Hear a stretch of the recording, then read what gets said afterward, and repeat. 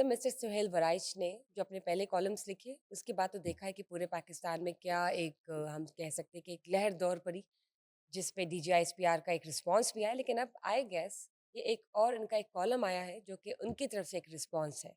क्या है प्लीज़ बताइए?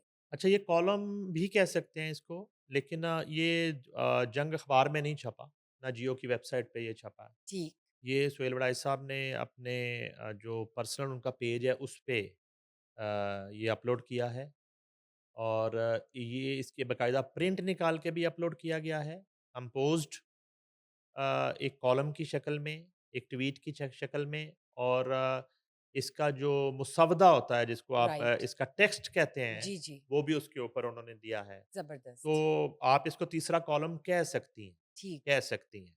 लेकिन ये जंग और जियो में नहीं छपा। लेकिन उन्होंने अ, पर्सनली एग्ज़ैक्टली। हाँ जी, अब पहले बजाए इसके कि ना मैं इस पे कोई बात करूँ या तबसरा करूँ, इसको जो सुहेल वड़ाई साहब ने कहा है एज़ इट इज़ वो मैं पढ़ देता हूँ। उसके बिल्कुल, बाद हम इस पे बात भी कर लेते हैं। ठीक, ठीक है जी। अच्छा उन उन इसका उन्वान है बड़ी सियासत और अदना सहाफ़ती कारकुन। ये सुहेल वड़ाई साहब लिखते हैं। वो कहते हैं कि तहरीक-ए-इंसाफ ओवरसीज़ के सबसे बड़े और होनहार रहनुमा जुल्फ़ी बुखारी साहब ने फरमाया, सुहेल वड़ाइच इज़ डिस्ट्रॉयड। सुहेल वड़ाइच तबाह हो गया। मेरे खिलाफ पीटीआई ट्रोलर्स और डॉलर कमाने वाले व्लॉगर्स की जानब से टाउट, फौज का एजेंट, जी, बाथरूम धोने वाला कहकर चलाई जाने वाली मुहिम का मैंने बतौर सहाफ़ती रवायत 5 दिन तक जवाब नहीं दिया और ना ही मेरी 40 साला सहाफ़ती तारीख को मसख़ करने वालों को जवाब दूँगा। ज़ाती इल्ज़ामात के हवाले से किसी तबसरे और जवाब की ज़रूरत नहीं। आने वाला वक़्त और लिखी जाने वाली तारीख हर मामले को वाज़ेह कर देगी। मैंने ज़िंदगी में लड़ाई झगड़े तू-तुकार से हमेशा इज्तनाब किया है और अब भी बहुत सोचने समझने के बाद मेरी यही राय कायम है। सुहेल वड़ाई साहब कहते हैं, जनाब अहमद शरीफ चौधरी साहब, डीजीआईएसपीआर साहब को जी मुखातब प्लीज़। कर रहे हैं।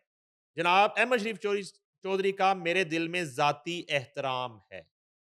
ज़ाती मुलाकातों में वो बहुत खुशगवार हैं, मगर उन्होंने जिन बातों की तरदीद की, इनका ज़िक्र मज़कूरा कॉलम्स में था ही नहीं। ये वो कहते हैं, शायद उन्होंने गलतफ़हमी की बुनियाद पर बात की कि इस कॉलम में मेरा कोई ज़ाती फ़ायदा हो सकता है। अगर इस हवाले से कोई सवाल अब भी मौजूद है, तो मैं इसकी वज़ाहत के लिए हमेशा हाज़िर हूँ। उन्होंने मुस्तनद तौर पर फरमाया कि फ़ील्ड मार्शल ने कोई इंटरव्यू नहीं दिया। ये बात अब उन्होंने खुद वो कर रहे हैं राइट, कि ब्रसेल्स में दौरा यूरोप के दौरान फ़ील्ड मार्शल ने कोई कोई इंटरव्यू नहीं इंटरव्यू दिया। नहीं दिया और ना ही सुहेल वड़ाइच ने उनका इंटरव्यू किया और ना ही वो क्लेम कर रहे हैं इस चीज़ का। वो कहते हैं मेरे पूरे कॉलम को दोबारा पढ़ लें। अच्छा मैं यहाँ पे रुक के एक बात आपको ऐड करता हूँ। बाज़ औक़ात क्या होता है, इस बात से मुझे एक चीज़ याद आ गई। मैं बहुत सारी नहीं, तमाम मूवीज़, जो मूवीज़ देखने वाले हज़रात हैं, एक मूवी को पहली दफ़ा देखें, तो उसका नतीजा कुछ और होता है। 2 दफ़ा देखें, तो उस रिज़ल्ट में, उस ओपिनियन में, उस राय चेंज में आता है। चेंज आ जाएगा। 3 दफ़ा देखेंगे तो तीसरी दफ़ा आप वो पहले दोनों दफ़ा की निस्बत कुछ नई चीज़ निकाल लेंगे। तो यहाँ जो है ना मुझे वो याद आ गया, एक मूवी को बार-बार देखें, तो उसका नतीजा असल मीनिंग आपको बदलता चला जी, जाता है। अच्छा, बिल्कुल। वो कहते हैं कि इस कॉलम को दोबारा पढ़ लें मेरे दोनों कॉलम्स को। इसमें कहीं लफ्ज़ इंटरव्यू इस्तेमाल ही नहीं हुआ। वो कहते हैं कि मेरा कॉलम का उन्वान ही पहली मुलाकात है, ना कुछ इससे ज़्यादा, ना इससे कम। मैंने कहीं नहीं लिखा ये वन टू वन मुलाकात थी, जिस तकरीब में 800 हाज़रीन मौजूद थे, ना तो वहाँ और ना ही चंद लोगों के सामने खाने पर होने वाली गुफ्तगू ऑफ द रिकॉर्ड थी। 9 मई इमरान खान और माफ़ी के हवाले से वहाँ कोई बात नहीं हुई, ये बात बिल्कुल दुरुस्त है। ये उन्होंने एतराफ़ किया है सुहेल वड़ाई साहब ने। बराए करम इस कॉलम को दोबारा पढ़ लें। इसमें सिरे से 9 मई इमरान खान और इनकी माफ़ी का कोई ज़िक्र नहीं है। मैंने सिर्फ़ एक फ़िक्रा लिखा कि सियासी मसालत के हवाले से उन्होंने कुरान की आयात और इनका तर्जमा पेश किया। अब लोगों और ट्रोलर्स ने इससे क्या तासुर लिया वो उनकी मर्ज़ी है। गोया जिन पॉइंट्स की इतने बड़े पैमाने पर तरदीद की गई, इनका तो ज़िक्र फसाने में कहीं था ही नहीं। उन्होंने इसको ठीक, फसाना भी कह दिया। ठीक, ठीक। अपने उस पूरे कॉलम्स को, कॉलम्स ठीक, उस रिपोर्टिंग को फसाना कह दिया। उन्होंने फसाना कहा है। वो कहते हैं कि फसाने में तो उनका जिक्र ही कहीं नहीं है। वो कहते हैं कि किसी के अपने ज़हन में हो तो वो इसकी मर्ज़ी पर मुनहसर है। सुहेल बड़ाई साहब कहते हैं बतौर अदना तरीन सहाफ़ती कारकुन मेरी राय में सहाफ़त और सियासत दोनों जमहूरियत की औलाद भी हैं और पड़ोसी भी हैं। ठीक है। मगर दोनों घरों के दरमियान कोई घूमने वाला दरवाजा नहीं, ठोस दीवार है।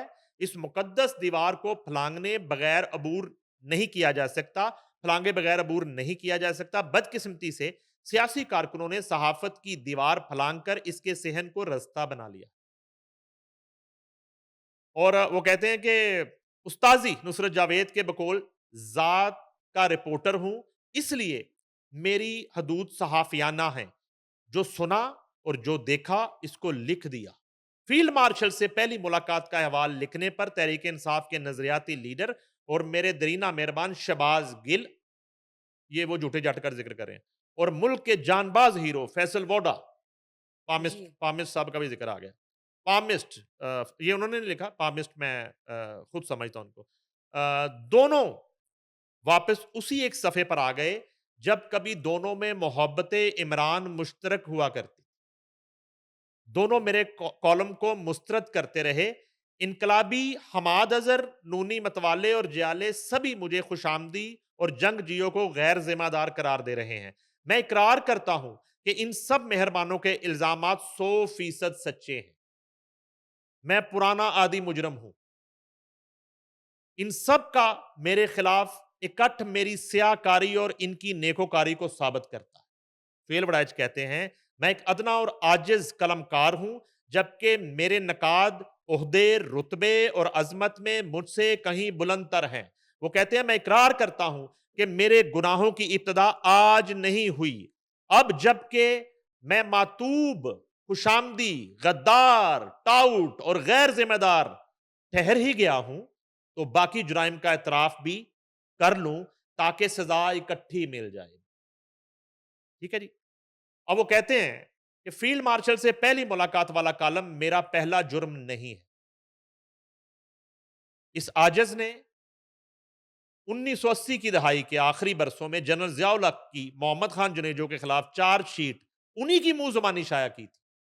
शेखुपुरा के मदरसे में होने वाली इस तकरीर में लाहौर के बहुत से सीनियर सहाफी मौजूद थे।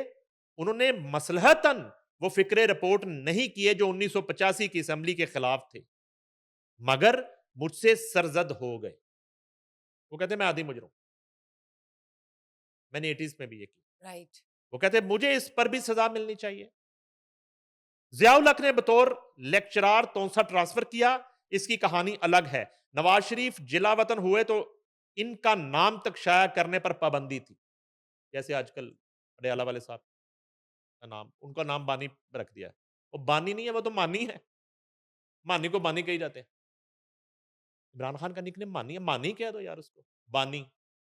अच्छा, वो कहते हैं कि उस वक्त नवाज शरीफ मानी हुआ करता था, बानी सॉरी हुआ करता था, उसके पाबंदी थी। अच्छा, वो कहते हैं कि उनका इंटरव्यू और हालात रोजनामा जंग के मैगजीन में शाया हो, अच्छा नहीं, वो कहते हैं कि नवाज शरीफ का नाम शाया करने पे पाबंदी थी। ये स्याकार वो पहला साफी है, वो खुद को कह रहे हैं, जिसने जद्दा जाकर मियां नवाज शरीफ से मुलाकात की। इनका इंटरव्यू और हालात रोजनामा जंग के मैगजीन में शाया हुए तो जनरल मुशर्रफ ने खासा बुरा माना और वाकई ये खुशामद थी, इसकी सजा भी दी। जनरल मुशर्रफ बरसर इख्तिदार थे तो मेरी नवाज शरीफ की कहानी उनकी जुबानी के नाम से किताब गद्दार कौन शाया हुई। जनरल मुशर्रफ ने इसके खिलाफ डेली टाइम में इंटरव्यू दिया, मगर जब जनरल मुशर्रफ इख्तिदार से रुखसत हुए तो लंदन जाकर उनका पहला इंटरव्यू भी इसी खादम ने। सुहेल बड़ाच कहते हैं याद रहे कि जब नवाज शरीफ और जनरल मुशर्रफ से मैंने ये इंटरव्यूज किए, इस वक्त दोनों जंग और जियो से नाराज थे, फिर भी ये इंटरव्यूज शाया और नशर हुए। जनरल बाजवा मुलाकातों के बहुत शौकीन थे। बाजवा साहब ने सुहेल साहब लाए ने, वो कहते हैं कि सहाफी तो उन्हें कई मिले होंगे, मगर बाजवा डॉक्ट्राइन लिखने का पहला गुनाह मुझसे ही सरजद हुआ। पहले रोज जनरल बाजवा इस तहरीर से खुश हुए, मगर एक हफ्ते बाद इस कदर नाराज हुए कि वो दिन और आज का दिन कभी मुलाकात तक नहीं हुई। बाजवा साहब ने नाराज हो गए। नवाज शरीफ के दौरे निसफल नहार पर लिखा तो नून लीग नाराज हो गई और झूठा करार दे दिया। इमरान खान की हुकूमत के बारे में लिखा, यह कंपनी नहीं चलेगी तो इंसाफ़ी नाराज़ हो गए। वाक़ई साजिश के गुनाह बेशुमार हैं।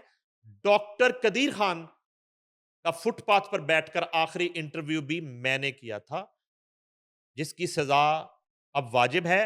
बाकी रही ब्रसेल्स की मुलाकात, अब वो वहाँ आए हैं। यूरोप वाली मुलाकात में इस हवाले से कुरानी आयात, माफ़ी, फ़रिश्ते और शैतान की गुफ्तगू ये फ़ील्ड मार्शल की तकरीर का एक टुकड़ा था। इसकी जो मर्ज़ी तावील घड़ लें। फ़ील्ड ब्राइज कहते हैं, "ये आपकी मर्ज़ी है। मेरी ज़ाती ख़्वाहिश मसालत और मुल्की इस्तेहकाम की है। हालाँकि मुझे 2.5 साल से जो भी मालूमात हासिल हैं, इसके मुताबिक मफ़ाहमत, माफ़ी और किसी मुआहदे की दूर-दूर तक कोई गुंजाइश नहीं है।" बहुत बड़ी खबर भी दे रहे हैं। साथ ही साथ उन्होंने वो हिंट दे दी है। अपनी इस तहरीर में ये खबर दे रहे हैं सुहेल बड़ाइच। वो सब कहते हैं कि कोई माफ़ी नहीं, कोई मफ़ाहमत नहीं, मार्जिन कोई ही है। मसालत नहीं, कोई रिहाई नहीं। हाँ जी। अच्छा, अब जो है वो आगे कहते हैं कि मुआहदे की दूर-दूर तक कोई गुंजाइश नहीं, लेकिन क्या कोई गुनाहगार अपनी ख्वाहिश का इज़हार भी नहीं कर सकता? वो कहते हैं अगर मेरी ख्वाहिश है कि ऐसा हो जाए, तो उसके इज़हार की भी मुझे इजाज़त, ये सवाल है उनका। वो कहते हैं कि इसलिए मनफ़ी सोच और मनफ़ी हथकंडों से कुछ मुस्बत बरामद नहीं हो सकता। ये उनकी सजेशन आ गई। फ़र्ज़ करें अगर किसी को मेरी बात से इख्तलाफ है, तो क्या मुझे कहने का इख्तियार भी नहीं? क्या ये फ़ाशिस्ट रवैया नहीं कि दूसरों को इल्ज़ामात और धमकियों से दबाया जाए?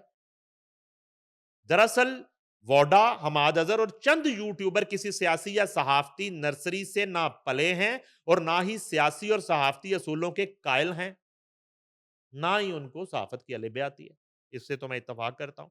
ये सब माज़ी के अस्करी फ़ैज़ स्कूल के तालिब इल्म हैं, जनरल फ़ैज़ हमीद, उनकी बात कर रहे हैं। मुक़य्यद फ़ैज़ की बात कर रहे हैं।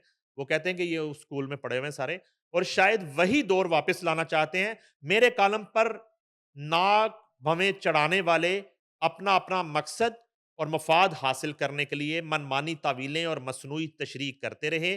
जूँ-जूँ वक़्त आगे बढ़ेगा, हर एक की असलियत खुलती जाएगी। तारीख़ ही वो वाहिद ज़रिया है, जो झूठे दावों, जाली सच्चाइयों, नाम नेहाद इल्ज़ामात को उरियां करती है। तारीख का फैसला सहाफत ही के हक में हो।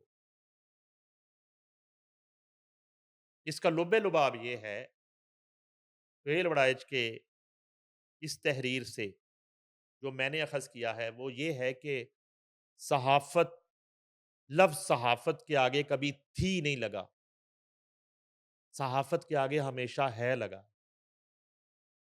1947 से सहाफत है। इन्होंने हिंट भी दे दी है। अ, जो स्टेटमेंट रिवॉल्व हो रही थी पूरे पाकिस्तान में, रिहाई या मफ़ाहमत या कोई इस तरह के मार्जिन के हवाले से कि उसमें भी कोई ज़ीरो चांस है। वो तो खबर है बहुत बड़ी बहुत बड़ी इस खबर है। तहरीर में, जिस पे ज़ाहिर है कि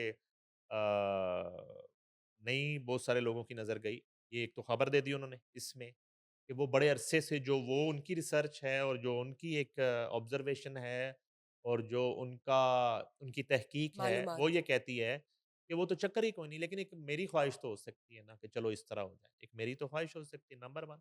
नंबर 2 वो कहते हैं कि वो ऑफ द रिकॉर्ड नहीं थी। अब हो यहाँ पे ये हो रहा है कि सबसे पहले तो मैं ये कहता हूँ कि ये इसको तनाज़े की शक्ल जो है ना वो देना सरासर ज़्यादती है। ये कोई ऐसा इश्यू नहीं है कि दुनिया को तमाशा दिखाया जाए। आज ये जो कॉलम्स हैं, आज ये जो तहरीरें हैं, ये इनकी बाउंड्री पाकिस्तान की सरहदें नहीं है। इनकी रीच पूरी दुनिया है। राइट। हमें इस बात को अंडरस्टैंड करना चाहिए और इस इशू को इतने में सॉर्ट आउट हो जाना चाहिए था कि एक चौधरी सुहेल बड़ाइच जो है उनके फ़ोन पे फ़ोन जाना चाहिए था उन्हें और उन्हें पूछना चाहिए था कि आपने ये किया, वहाँ ये नहीं था और इसको ख़त्म कर देना चाहिए था। मेरी एक एक तरफ तो ये राय है।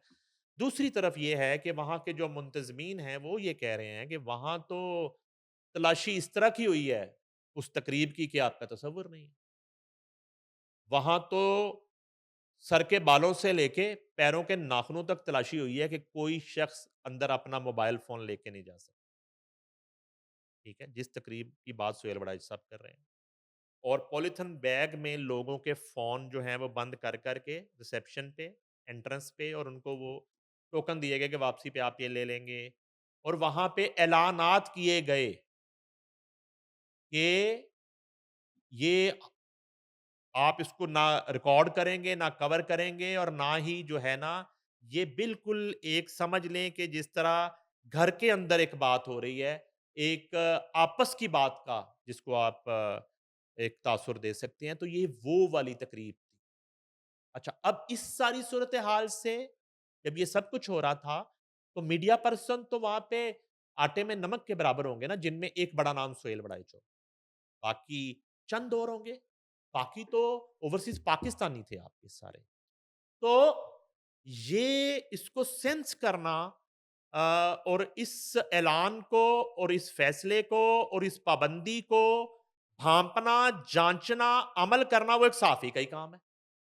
एक आम आदमी का ये काम नहीं है। एक जी, जी। आम ब्रसेल्स से ताल्लुक़ रखने ज़ाहिर-सी वाले, बात है। स्पेन से ताल्लुक़ रखने वाले, बार्सिलोना से ताल्लुक़ रखने वाले, नॉर्वे से आए हुए, डेनमार्क से आए हुए, बिल्कुल इटली से आए दुरुस्त। हुए, फ्रांस से आए हुए, आम एक कारोबारी पाकिस्तानी का ये काम नहीं है कि वो इस पाबंदी को और इसकी नोइयत को समझे। मगर एक सहाफ़ी और एक एक्सपीरियंस्ड जर्नलिस्ट और एक बहुत ही सीज़न्ड जर्नलिस्ट जो है ना, ये ये भाँपना, जाँचना और उसका फ़ैसला करना ये उनका काम है। ये बात मैं ये भी करूँगा बात। ये बिल्कुल 1001% ये उसी तरह की बात मैं कर रहा हूँ कि जैसे फ़ील्ड मार्शल ने कन्वेंशन सेंटर इस्लामाबाद में ओवरसीज़ कन्वेंशन से खिताब किया। और यहाँ ये भी इत्तलात हैं, मुंतज़मीन का ये कहना है, उस ब्रसेल्स तकरीब के मुंतज़मीन का ये और वहाँ पे मौजूद कुछ लोगों का ये कहना है कि बारहा ऐलानात के बाद फ़ील्ड मार्शल ने भी अपने खिताब के आगाज़ में ये बात कही कि ये हम एक एज़ अ फैमिली आपस हाँ में जी। हम ये बात कर रहे हैं। हम एक घर में बात कर रहे हैं। हम एज़ ए फैमिली बात कर रहे हैं, जो वर्ड आपने यूज़ किया, इसका एक तासुर ये है कि ज़ाहिर है कि वो सारे पाकिस्तानी कम्युनिटी है।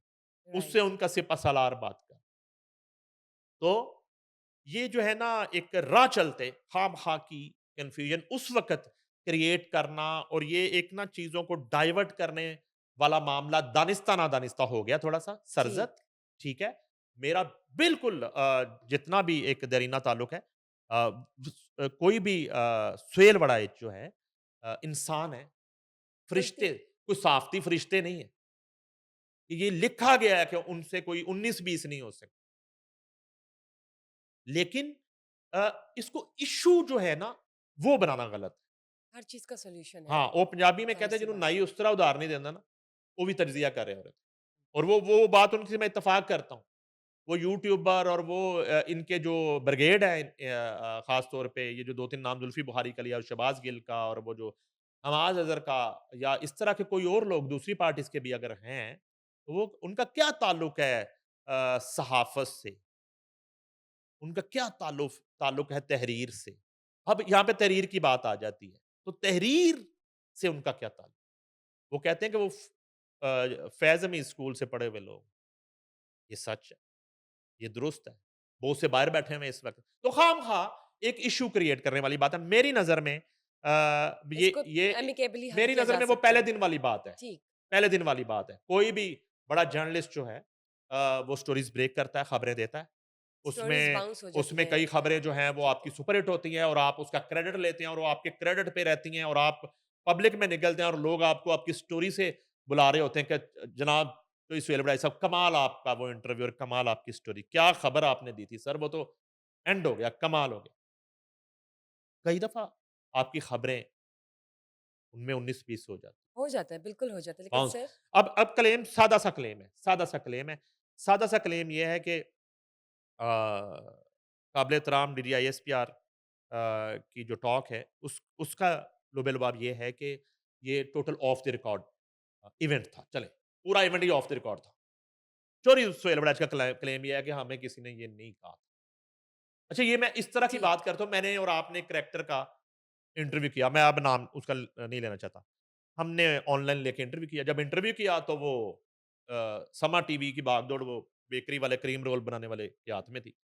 वो जैसे ही ऑन एयर हुआ तो चूँकि बड़ी अरसे के बाद उस बंदे का इंटरव्यू आ रहा था, तो वो अ, इंटरव्यू तो जो है ना वो आसमान पार रहा था रेटिंग।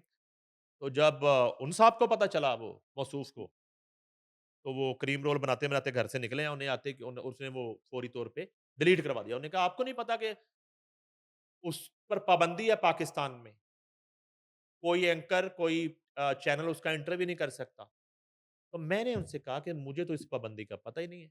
मुझे तो किसी ने नहीं बताया। मैंने और बुशरा ने तो इसलिए इंटरव्यू किया है, इंसाफ का, और मैं कायम हूँ अपने इंटरव्यू पे। उन्होंने कहा नहीं, नहीं उसको हम मैंने कहा ये हो नहीं सकता। मुझे तो किसी ने नहीं मना किया कि उसका इंटरव्यू नहीं चलाना आपने, आज तक। तो आपको किसने कह दिया?